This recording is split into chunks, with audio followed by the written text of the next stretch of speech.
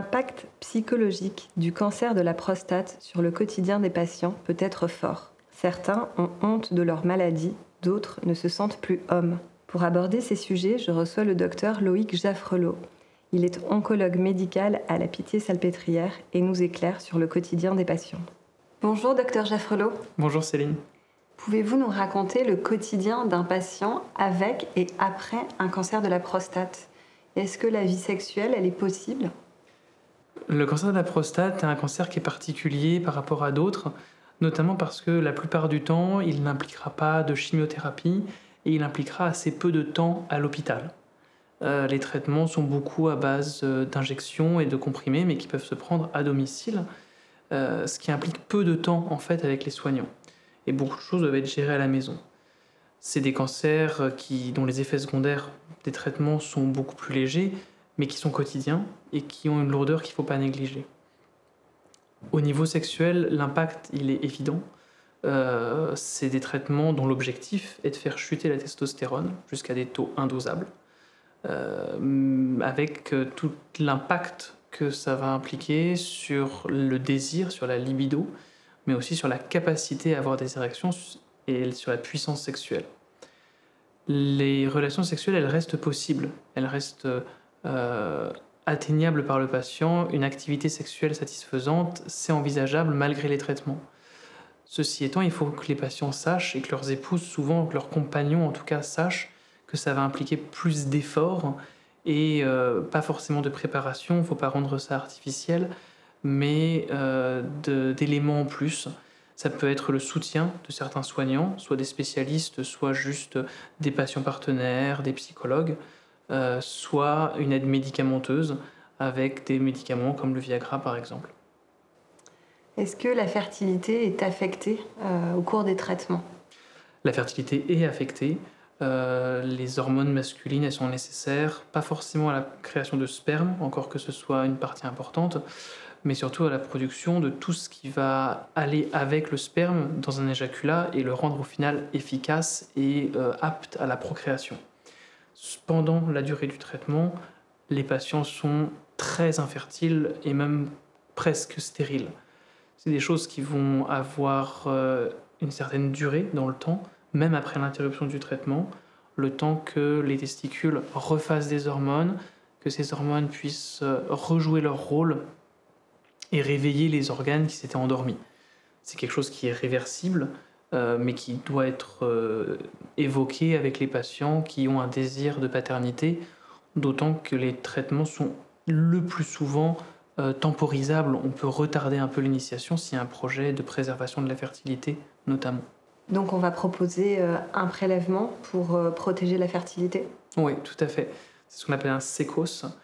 C'est fait le plus souvent dans des centres spécialisés, avec des consultations des médecins de la fertilité. Et il s'agit d'un prélèvement de sperme qui peut se faire dans des délais très courts, la plupart du temps. Y a-t-il des troubles urinaires pendant les traitements et après les traitements lors d'un cancer de la prostate ? Les troubles urinaires, sous traitement médicamenteux, ils ont habituellement plutôt tendance à s'améliorer. Ce qui va gêner le patient, ce qui va faire qu'il ne peut pas vidanger sa vessie comme il faut, ou qu'il y a des irritations au niveau de la paroi de la vessie, c'est le cancer, c'est sa présence. Les traitements, la déprivation androgénique, les piqûres, les comprimés, ils vont réduire le volume tumoral et ils vont plutôt avoir tendance à améliorer les symptômes urinaires. En revanche, les traitements de radiothérapie, les traitements de chirurgie doivent être très précautionneux, notamment dès qu'ils vont s'approcher des bandelettes nerveuses et du sphincter prostatique. Même chez les patients qui ont des troubles, les troubles sont habituellement réversibles, en tout cas en grande partie, souvent au décours d'une chirurgie. Et la partie la plus importante à ce moment-là, c'est de vraiment bien faire la kinésithérapie post-opératoire. Les troubles régressent chez presque tous les patients au bout de plusieurs mois de kiné.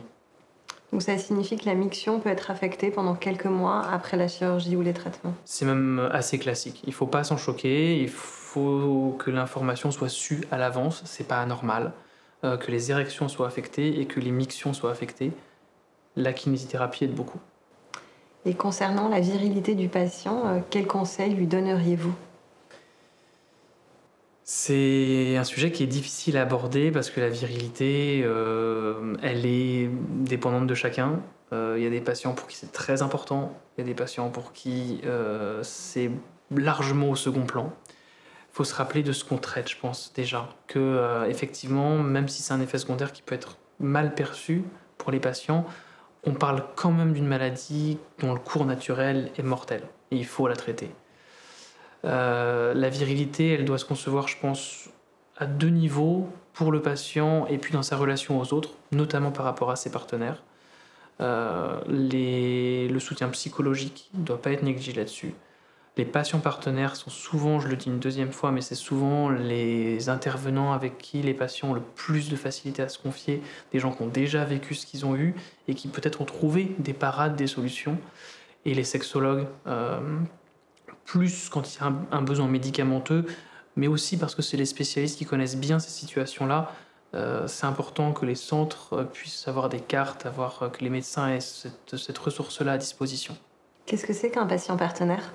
Les patients partenaires, c'est des anciens patients souvent qui ont eu un cancer, parfois qui sont en train de lutter contre un cancer et qui ont reçu une formation spéciale, quelque chose qui s'appelle l'école des patients. Ils ont un diplôme qui montre qu'ils ont appris certaines choses sur leur cancer à eux, mais aussi sur la prise en charge des cancers en général. Et souvent, c'est des gens qui connaissent très très bien les parcours de soins et surtout les différentes aides, les différents intervenants, pas forcément des médecins, mais les diététiciens, les kinés, les infirmières spécialisées, tout cet attirail qu'on n'a pas le temps d'évoquer en consultation, que parfois on ne connaît même pas en tant que médecin, et qui peuvent aider les patients dans des situations qu'ils ont connues personnellement et qui connaissent bien en théorie sur l'aiguillage, etc. Vers quel professionnel de santé le patient peut se tourner concernant sa vie intime ? Pour la vie intime, ça va vraiment être beaucoup soit des thérapistes de couple, soit les sexologues. C'est les deux qui peuvent le plus aider. Chez certains patients où il y a un besoin plus intense, les urologues peuvent proposer des pompes, des prothèses péniennes pour rétablir des érections de manière artificielle. Est-ce qu'il y a des soins de support spécifiques ? Ça va être beaucoup ce que j'ai évoqué tout à l'heure. Les oncologues, quand on fait un peu de prostate, on a les premiers recours. Le sexologue pour les choses qui vont être médicamenteuses, un peu plus poussées. Et puis vraiment le soutien psychologique à côté. Docteur Jaffrelot, vous êtes oncologue médical. Pourquoi avoir choisi cette spécialité ? L'oncologie n'était pas mon premier choix quand j'ai terminé les examens classants nationaux. Je faisais partie de la première génération qui a passé le CN en format informatique. Ça impliquait une refonte assez importante des maquettes. Et en fait, la spécialité que je voulais est partie 2 fois plus vite que toutes les années précédentes, ce qui fait que je ne pouvais pas la faire sur Paris. Dans mon parcours avant le CN, j'avais été amené plutôt par hasard qu'autre chose à faire beaucoup de cancers. Et je me suis tourné vers ça. Ce qui me plaît beaucoup, ce qui fait que c'est un choix que je referais même si j'avais un classement différent, c'est que j'ai découvert une spécialité qui associe le meilleur de 2 choses qui pour moi sont vraiment le fondement de la médecine et de l'activité de médecin, quelque chose d'extrêmement scientifique. C'est une spécialité où il y a une activité de recherche énorme, une rigueur scientifique qu'on retrouve dans peu d'autres spécialités. Et à côté, un aspect humain qui est évidemment essentiel, qui est loin de tout ce qui va être c'est ce côté très rigoureux et très recommandation, où au contraire, on va être dans des situations extrêmes, on va même parfois être dans des situations difficiles pour les patients, et l'accompagnement, la présence est au moins aussi importante que la science.